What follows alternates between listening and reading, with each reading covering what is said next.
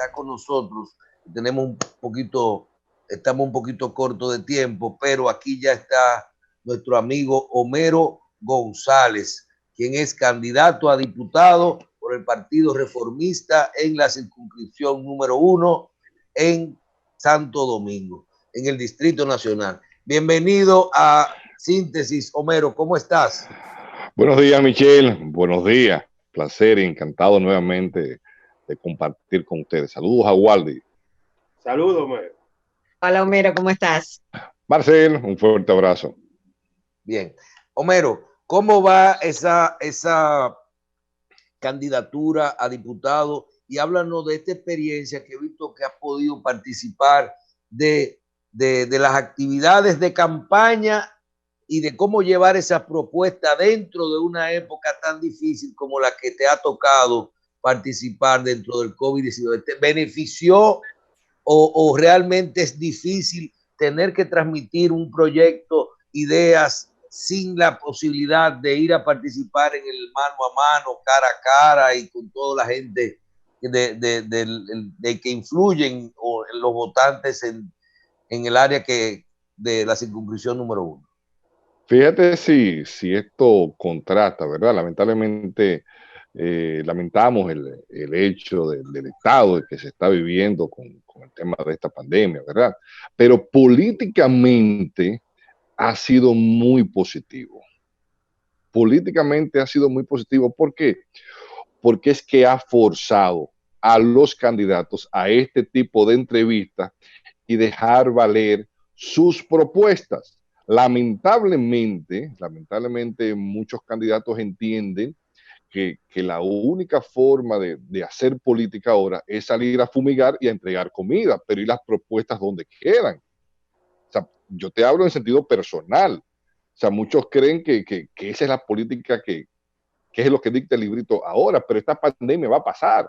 Y entonces, ¿cuáles habrán sido las propuestas? En lo personal, me ha encantado, porque así como se ha hecho múltiple este tipo de entrevistas, pues he tenido una excelente plataforma de poder vender mi forma de pensar, propuestas que más de un 90% son las mismas del 16. ¿Y por qué son las mismas? Porque simplemente confiamos en ellas. O sea, cuando nos sentamos realmente a trabajar lo que iba a ser el discurso, lo quisimos hacer de una manera muy responsable.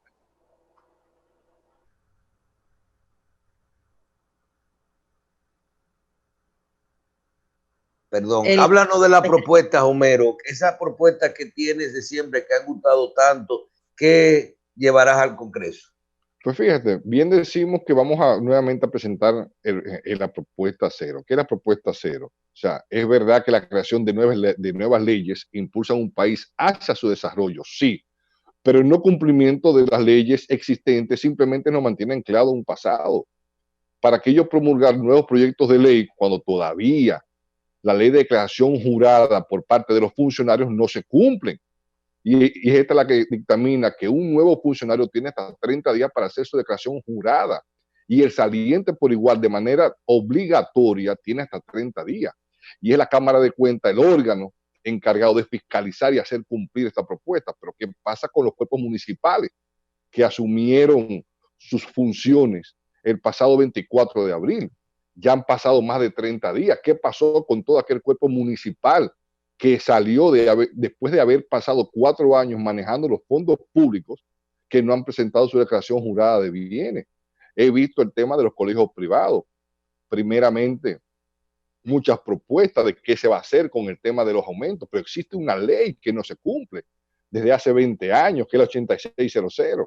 Con el tema de los feminicidios, muchas propuestas y muchas ideas, pero está la ley de las casas de acogida, que van a entablar una casa de acogida en todo el territorio nacional, más sin embargo solo existen 3. Pero ¿dónde está el régimen de consecuencia? Que es inexistente. Cada ley creada se convierte en la responsabilidad de algún funcionario público. Pero ¿dónde está ese régimen de consecuencia hacia ese funcionario público? O sea, es un sinnúmero de temas que hay que abordar y lamentablemente pocos cuerpos legislativos se atreven a hacerlo y se limitan simplemente a legislar y proponer. Es lo más fácil, es lo más cómodo y muchas veces se convierte en lo más rentable dentro de un Congreso Nacional. Nosotros vamos a buscar la parte de la fiscalización, vamos a buscar el roce, vamos a dar la cara y vamos a enfrentar muchos casos y muchos temas que nosotros simplemente determinamos como no pertinentes. Homero, tu posición sobre la ley de salud y la posible ley de asentamientos humanos y de vivienda. Pues fíjate una cosa, Waldy, son tantos temas y lamentablemente hay muchos temas los cuales no he asumido a profundidad. O sea, recuérdate que en nuestra circunscripción, primeramente yo tengo una postura muy firme. ¿Qué es lo que pasa? Muchos aspirantes a puestos legislativos salen en su zona territorial a buscar un voto de confianza para pasar a representar. Pero más sin embargo, al final siempre terminan asumiendo temas nacionales, dejando a un lado la problemática que impacta directamente en su circunscripción. Lamentablemente, el diputado, a diferencia de los demás puestos a cargos electivos, es el único que entienden que tiene injerencia nacional. Entonces, nosotros mismos hay tantos temas, pero nos hemos enfocado en la parte de las leyes no cumplidas, en la parte de la responsabilidad, en la parte de régimen de consecuencia y en aquellos temas que sí inciden directamente en nuestra circunscripción, que son 4. Estamos hablando de la inseguridad ciudadana, estamos hablando del caos vehicular, estamos hablando de la problemática de los colegios privados y estamos hablando del aumento o el cobro de las reinscripciones en las universidades. ¿Por qué? Porque al ser el Distrito Nacional la 1, la metrópolis, la gran cantidad, las principales sedes universitarias reposan acá. El 80% de la clase media alta, de ese 80%, su 100% de hijos están en colegios privados, en la parte vehicular por igual por ser metrópolis y lo que impacta de manera igualitaria en la parte de la inseguridad ciudadana. Pero posibilidades, ¿cómo van los números? Ahora hay un método de home, se habla de 30,000 votos, ya tiene que ser directo, no hay arrastre. ¿Cuántos votos hay que sacar para poder que, pero entonces se suman todo el partido? ¿Cómo es la cosa? Mira, es lo mejor que ha podido pasar. En nuestro caso, recuérdese que en las pasadas elecciones del 16, cuando fuimos aliados al PRM, supimos ser el tercer candidato más votado en la boleta del PRM, el séptimo más votado en el universo de los partidos y el candidato reformista más votado en la 1 en los últimos 20 años. Y si a eso le sumamos un trabajo que no paró durante 4 años consecutivos, donde simplemente nos tomamos 5 días de reposo hasta la fecha, pues entonces los numeritos se vuelven muy interesantes y más con el tema de que ya hay una separación de boleta entre la parte senatorial y la diputación y la implementación del método de Hond. El método de Hond tiene, o sea, nosotros estimamos que como parámetro sí son algunos 28, 30,000 votos para el primer diputado. Para el primero. De un partido. De un partido, pero ya lo que se necesita para que salga el segundo es una cantidad muy inferior. En estos momentos hay una condición muy interesante que se da, ¿verdad? Y aparte de nosotros estar trabajando por nuestros votos propios, no es menos cierto, y hay que ser honesto en esta parte, que se suma la figura de Omar Fernández. Y Omar Fernández cuenta con toda la estructura de su padre, ¿verdad? O sea, cuenta con esa herramienta que cualquiera quisiera contar, ¿verdad?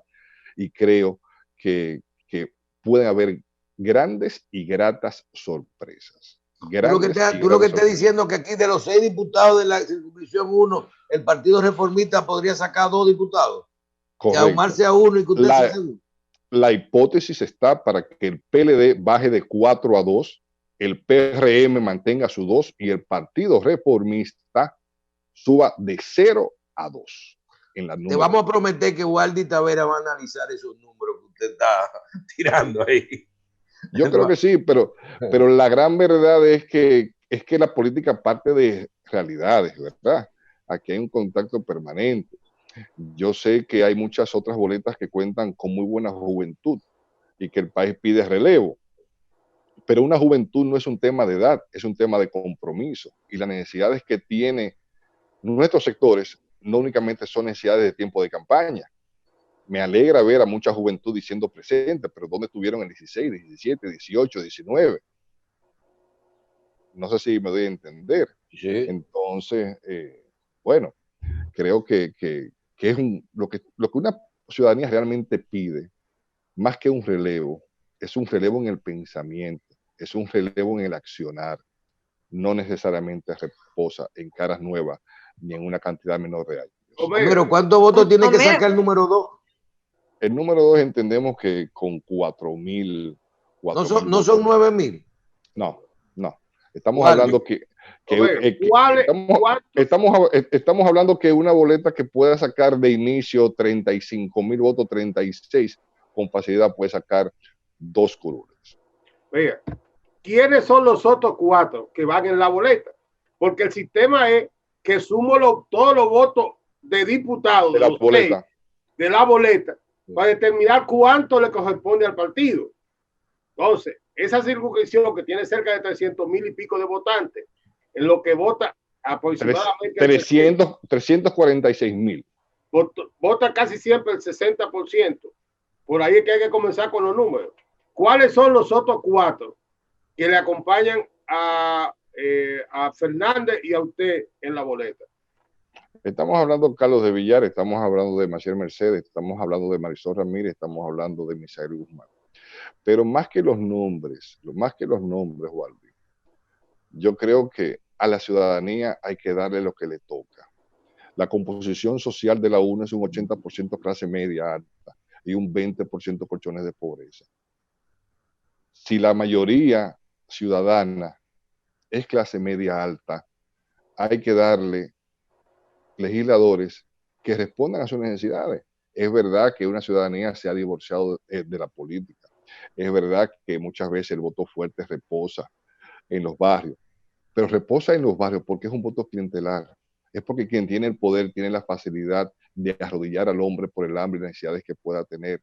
Y es ese 20% quien justamente termina imponiéndole al 80% quienes van a ser sus legisladores. Por eso es que muchas veces tú le preguntas a esa ciudadanía, clase media alta, quiénes son sus legisladores y no te sabe decir sus nombres, porque no los conoce, porque fue ese 20% que se les puso. Entonces, lamentablemente tenemos la costumbre, con muchos aspirantes, muchos candidatos, a irnos a hacer política a ese sector de necesidad. Porque cuando existen pocas propuestas y existe gran capital, ¿verdad? Pues entonces reposan su accionar justamente en esos barrios marginados. Homero, ¿tú has tomado en cuenta los cerca de 25,000 votantes de la circunscripción 1 que viven entre el Batey Bienvenido y Mano Guayabo?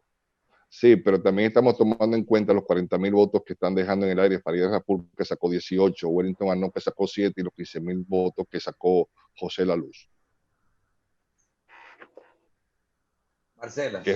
Que responden a una sociedad crítica.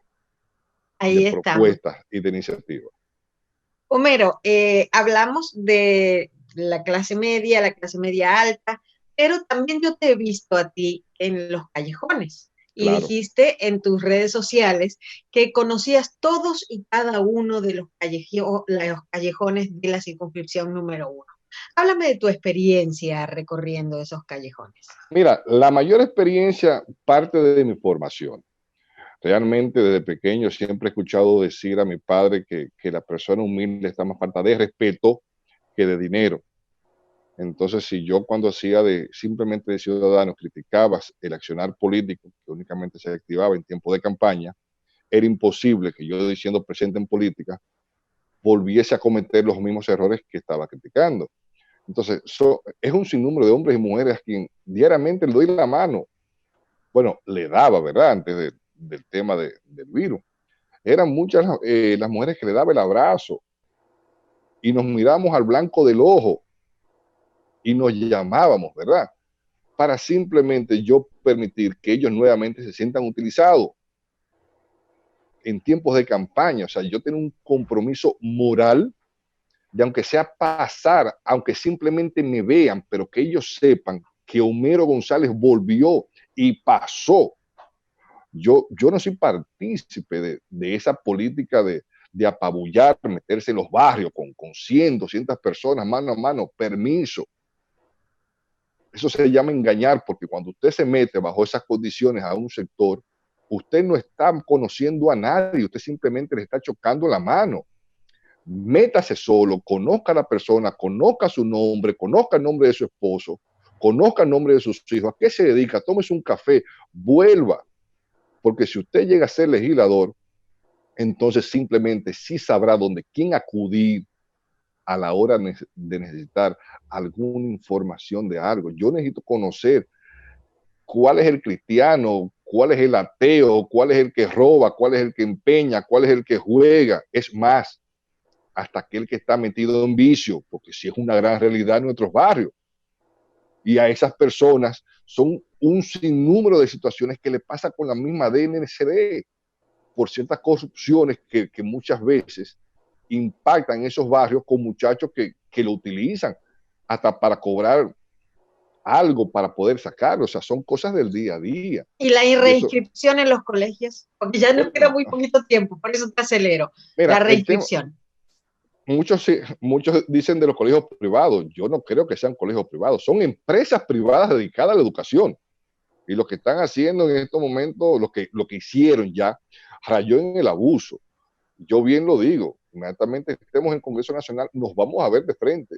Los colegios privados nos vamos a ver de frente, porque lo primero que vamos a pedir es que se sometan al cumplimiento de la ley, de la que ya existe, que es la que le da responsabilidad al Ministerio de Educación a ser el ente que autorice o no el aumento de sus tarifas. Vamos a regularnos y cuando ya estemos dentro de la ley, entonces vamos a ver cuáles artículos de la ley no pueden beneficiar de manera directa las empresas privadas dedicadas a la educación, ¿verdad? Y entonces a partir de ahí abrimos una mesa de diálogo. Bien. Pero no la vamos a abrir partiendo del incumplimiento. Ahí se ganó el voto de muchos padres. Gracias, Homero. Entonces, lugar en la boleta, casilla y la coalición, entonces, ¿dónde localizan a la hora de votar las personas? Casilla 2, casilla 3, recuadro 2. Y una parte importante, Marcelo, y esto no lo quería dejar pasar por alto y quisiera que me regalaran este minuto. La semana pasada un dirigente político me preguntó que por qué no se me veía a mí con más frecuencia con el candidato presidencial de mi partido. Y yo le supe responder que no es ético que un candidato a legislador tenga cercanía con ningún candidato presidencial. En este caso yo con el de mi partido. ¿Por qué? Porque es a él mismo o a cualquiera que llegue, que tenga la oportunidad de llegar a ser juramentado como presidente, es al que yo voy a fiscalizar. Es al mismo presidente, es al mismo cuerpo ministerial, es a su presupuesto. Y es que sí vamos a hacer un trabajo serio. Llámese como se llame, ciudadano que sea juramentado el 16 de agosto, a él y a su equipo, es que de manera continua vamos a estar fiscalizando, porque estamos hablando del erario público. Muchas gracias, Homero. Muchísimas gracias por haber estado con nosotros. Don Waldis Taveras, muchísimas gracias. Carlitos, ¿nos vamos ya? Hasta mañana, si Dios quiere. Mucho éxito, Homero. Feliz día. Bye, bye.